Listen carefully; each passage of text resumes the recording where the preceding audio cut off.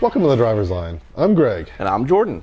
And today, we've got a conversation for you. Yeah, today's conversation, we're going to be presenting to you what we think are the best versions of some pretty bad cars. That's right. So we're going to go ahead and we're going to say, maybe this car wasn't so great in its base model, but you know what? When they made a performance variant or maybe a luxury variant, it actually kind of came into its own. Absolutely. So we have a few picks here for you.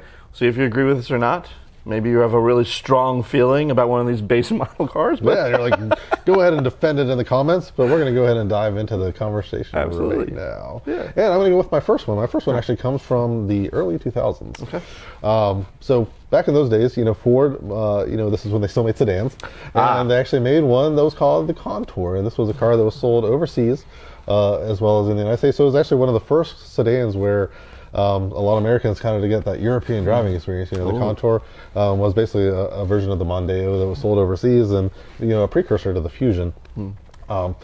And Ford's little special vehicle team decided they're like, hey, we're gonna tweak this one just a little bit. We think there's some possibility here to kind of make a fun car and maybe like a successor to the SHO. Yes. And so what they did was they upped the power from 130 horsepower in the base Tour all the way up to 200 horsepower in the SVT Tour. Hey. I know, and you also got a slick shifting 5-speed manual transmission, a tuned suspension, a little bit of like revised like fascias and bumpers, and some cool SVT wheels like the 5-spoke mags, and it really just made a really interesting, compelling package for someone in that space. I mean, this is just like something that was completely alien to the U.S. market at the time. Like, I mean, a small, sporty sedan, right? Like, it didn't exist. Like, this is something that only like you kind of got like from like the Germans. Really, those were really the only ones who kind of offered something in that space, and it was honestly compared favorably against like the E36. Yeah, I remember those cars came. They were pretty slick looking, actually, and I think that whole department in general does magic. Oh, SVT was like Ford's like best skunk work. It's evolved into Ford Performance now, but it's essentially still the same organization where they say, hey, what can we do to improve this already good vehicle that we have? That's a great pick. Yeah, and so again, it wasn't a bad car, I would say, like the base SVT or the base Contour, but they elevated into something really, really special. Absolutely, I think that's a great pick. Great pick. I almost forgot about the Contour, actually. I know, everybody forgets about the Contour. Because again, it wasn't really a good vehicle. It was an okay vehicle. Yeah. Well, I think I'm not going to go in, this is the best version of bad. So this is the one we're going to start off with is the best version of an okay vehicle. Well, I think that particular car suffered from the fact that it was compared so much to the Taurus, right? And Americans love space, and that's what the Taurus provides. Yeah, and again, it still wasn't as good as its German, competitors, kind of like a middle ground, and it wasn't as good as its Japanese competitors. So I mean, it was tough for the Contour to really kind of carve it out its own space. Exactly. Yeah. All right, I'm gonna go with a car that I guess isn't inherently terrible in its base form, but it's not really great. But in its high performance form, it's a hoot. Oof. And you know me, I love my small cars. And what I'm talking about is the Fiat 500. Ooh. That's right. Good choice. The base Fiat 500 is a car. It's a car. It's a car. It's quirky, don't get me wrong, but it's only got a 1.4 cylinder engine. It's only putting out 100 horsepower or so, okay? It's not fast. It's not really fun to drive necessarily, other than the fact that it's like kind of like a go-kart, tossable. Yeah. But when you don't have that much power and that suspension is a little floaty, it's not really as fun, right? But you firm up that suspension, give it some more juice, right? In this case, a turbocharger with 160 horsepower, but most of all, a fun exhaust. Because that is one of the best sounding exhaust systems on the market still. And that car transforms from just like a little runabout to an honestly fun little track car to hoot around. Like, it's just awesome. It's so fun to drive. Right? And you see so many people bring these to like autocross, and I mean, when you're working the course, it's just so fun to listen to them. It is. They're just like the pops when you get off the gas, and the roariness when you're kind of rolling through the gears. It's just, these cars scream fun, and it's just so unfortunate that Fiat doesn't make them anymore. Yeah, that's true. They're like, oh, we're just going to go ahead and throw a Bart in the can. Which is just unfortunate because they were a lot of fun. It was definitely the best version of the car that you want. And like our friends in Europe got even really more fun versions of the 595 and things of that nature, which even had more power crammed in this tiny little package that's probably as big as this couch. And what I found, like, as I was researching more into them, is like there was only like a $4,000 price difference between. Wasn't much. No. Yeah. Wasn't much. So I mean, I don't know why like everybody just didn't take the A-Mart box, because I would have. Oh, definitely, without a doubt. And on the used market, they're so cheap. Yeah. You can get an A-Mart like in decent condition for like $7 or $8 grand. Yeah. Now I want one. I know. Oh well. We have a problem. We do. Yeah. More garage space. Yeah. So, I'm going to dive a little deeper here. Again, I'm going back to roughly the same time period. Okay. Early 2000s.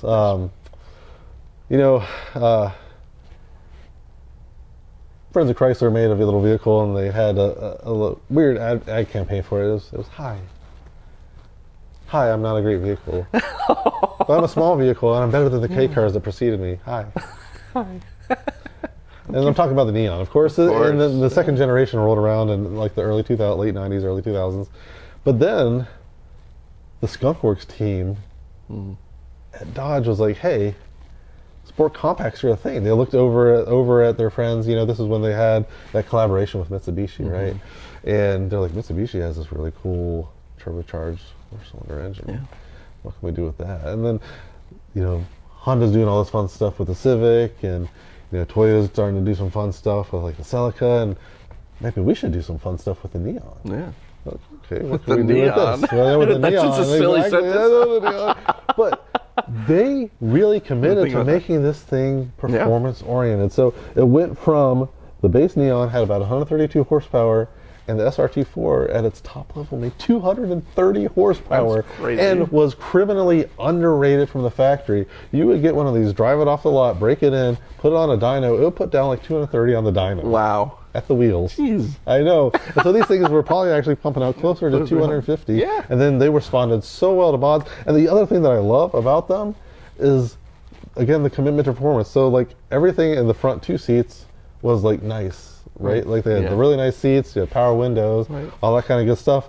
Back windows, manual. I remember that. That's wild. Had like the most basic back seat too. It was like the cheapest little bench out of the base Neon, and like everything in the front was good. I love and it. The back was cheap because they were committed to keeping that thing light. Yeah. And it was, again, they even came out with an ACR version. They were so cool.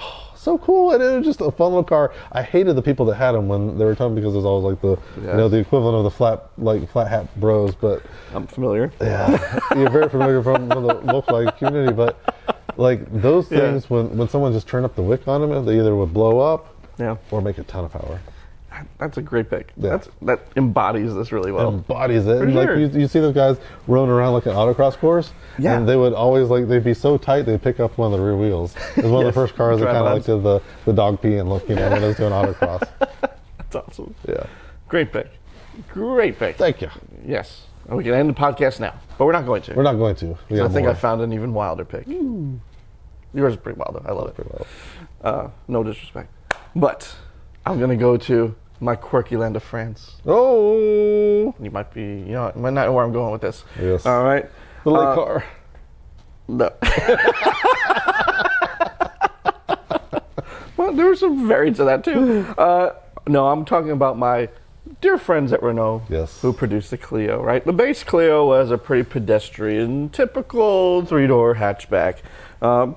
Four-cylinder engine, just over a liter in displacement.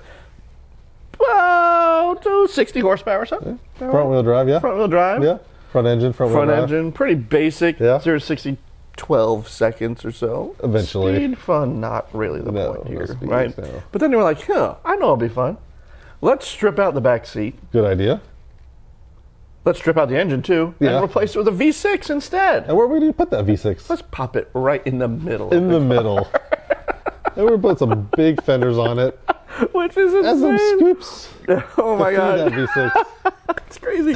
So we're going from a 60 horsepower front engine car to a car that produces over 200 horsepower, 227 in a mid-engine format. Let's lose the back seats. Like, when you think about a hatchback, the whole point is like, hey, I can fold down the seats. I got plenty of room. Well, now you got like a shelf that you can squeeze some stuff into in the back. Because you got your big V6 in back there. And they were so wild to drive. And, everyone who drove them said they're almost incapable of staying on the curve, like and handling it well, because they would just spin around like crazy. Because it was a car that was engineered to be front wheel drive. Exactly. And the crazy French were like, what can we do? We put the V6 in the small short wheelbase. No problem. No problem. We put it in the back. Don't need to put it in the front. Such a wild concept, but truly unique, a fun to drive car, and like not something that you would see a manufacturer do nowadays. No, never. No, because it probably would kill people. It's always one of the cars I would like pick to drive on like Gran Turismo or something like that, because it's like such a great thing. So much fun. Yeah. That was a great choice. Yeah. That was a great choice. One I really didn't even think of. I wasn't really thinking of French cars. Wow. Okay, I thought you were going to think it. No, it's fantastic. Again, when you started going there, when you're like a French car, I was like, oh God, he's going to do the Clio. Yeah, love the Clio. Love the Clio. Oh, good choice. Goals. All right. Well, I'm going to go back in time now, a little further back in time, and let's actually hang out with our friends at Dodge a little bit longer. Okay, all right. And so back in Dodge has a lot of crappy cars, so they do. And one of these back in the early mid '80s was called the Omni. Oh yeah. And this was one of their. It was essentially a K car. It was a piece of crap. Like just cost cutting. They really tried to make like a basic cheap commuter car, and it wasn't very good. But then, for whatever reason, Carroll Shelby got his hands on one. And he made one called the GLH. Yeah. Stood for Goes Like Hell. And so the base Omni had about 84 horsepower. Yeah. The GLH had 115. So that was a modest increase, right? Sure. I mean, back at that time. Right, exactly.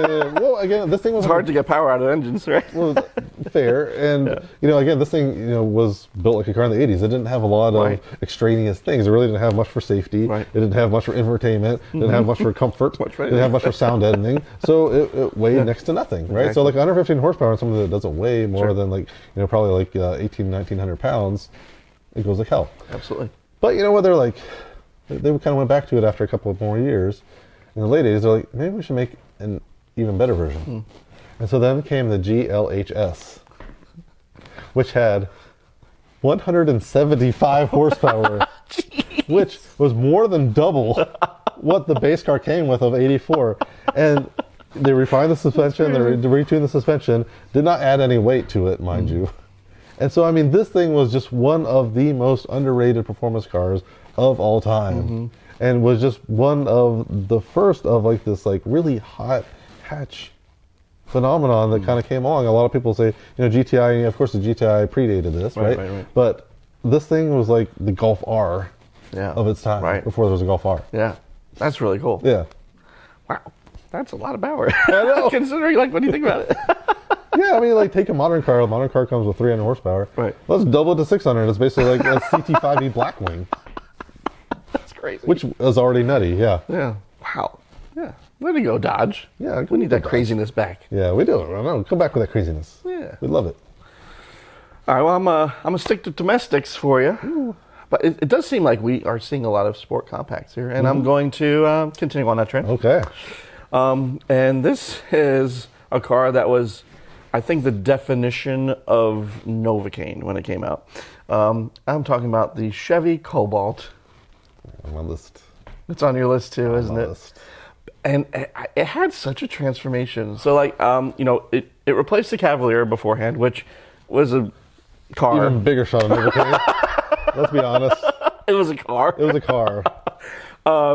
But yeah, like the Cobalt like tightened up the lines a little bit and cleaned it up, but it was so clean it was boring, you know. And the Cobalt SS turbocharged was just a fantastic vehicle. So we took what was just like a 2.2 liter Ecotec, 4 cylinders, basic, 140-ish horsepower.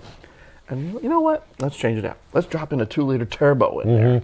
And this engine from GM, I really wish had become just everywhere. Right, they should have put in everything. Yeah. 260 horsepower. Oh my gosh. Fantastic engine. And not only that, is the folks at GM Performance actually made this thing handle, right? And you find these things on autocross circuits all across America. Yeah. It set records for front-wheel drive cars at the time. It was literally, and I even have this literally written in my notes, the best handling front-wheel drive car since the Integra Type R. It's insane. From General Motors, from Chevrolet. From Chevrolet, yeah. And I mean, its performance is really staggering. It's like not something like when you look back at the time, like was like pretty wild. Like, wow, this is crazy. And even now, looking back at it from here, right? We're talking about a car in its base form. We're talking about a car that did 0 to 60 in over 9 seconds. Right. With the turbo, just over 5 seconds. Unreal. I mean, 0 to 60 in over 5 seconds now is fast. You know, back then, still fast. And you're talking about a car that only cost like $22,000. Yeah. Back then. And the other thing that was really cool, since this shared the same drivetrain, they put it in the HHR. Yes, that was like a real. And you could get it in the bread van version without the windows. So cool. So cool. I mean, it was kind of like a twin pick. So yeah, I'm glad you brought it up. I mean, it's just so much fun because, like, I mean, could you imagine this little bread van doing stuff like that? So much fun. If I owned a parts store, I would totally have an HHR SS. Oh, absolutely. Absolutely. Without a doubt. Yeah. It would be our camera car. We'll find one. Oh, I would love that. You know me. You know me and my van. It's a van. My van's it's not really a van, but whatever. Yeah. It's a little bread wagon. It's fine. Yeah. Right. Oh, it's such a good choice. And again, you know, like criminally underrated car, like from a sport compacts perspective. And from the brand you least expect to do sport compacts. Yeah. Right? Like, I mean, everybody, even at that time, was like Camaro, Corvette, whatever, Chevy, you know, trucks. Sport compact. It was fantastic. I wish they would do more of that. Yeah. Opportunity missed. Well, my next choice is also a General Motors product. Oh. But again, a little bit back in time. Okay. And so back in the late 70s, General Motors came out with the Regal.